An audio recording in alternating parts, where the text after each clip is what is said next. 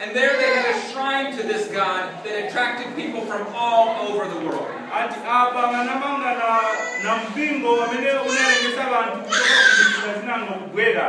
But beyond worshiping these gods, they also were the center of Asian emperor worship.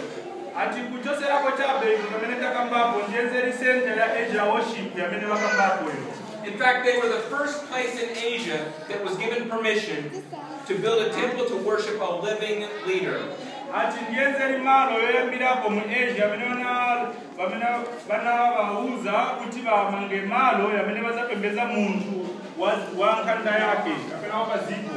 Many places build something to revere their leader.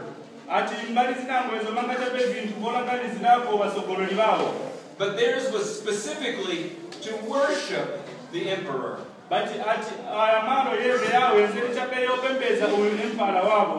And because of these dynamics, this was a place where Christians were persecuted.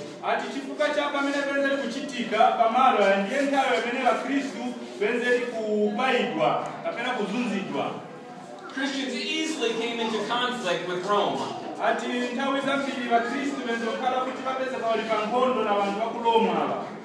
For here they were worshiping the emperor and saying, Caesar is Lord. When a Christian will not say Caesar is Lord.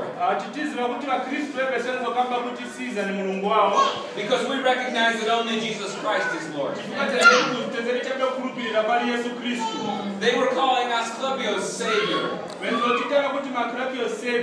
And we recognize that only Jesus Christ is Savior. But here in Pergamum, they had a proconsul, the leader of the city, who was granted the right of the sword.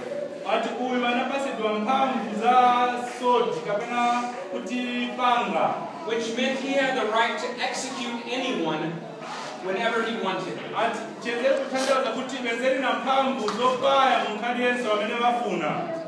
If he heard someone saying something he didn't like, he could order them executed. If someone would not say Caesar is Lord, he could have them executed.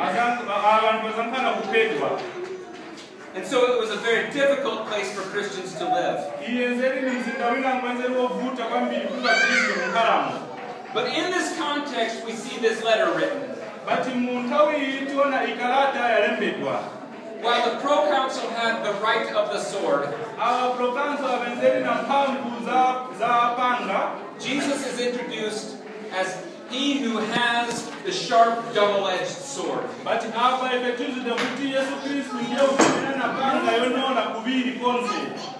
the very beginning of this letter,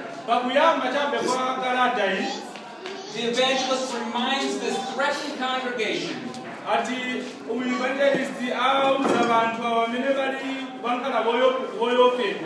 while the proconsul may have the right of the sword,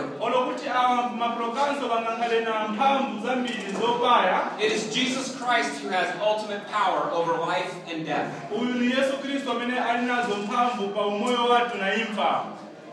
We can often forget that Jesus is the one who has power over life and death.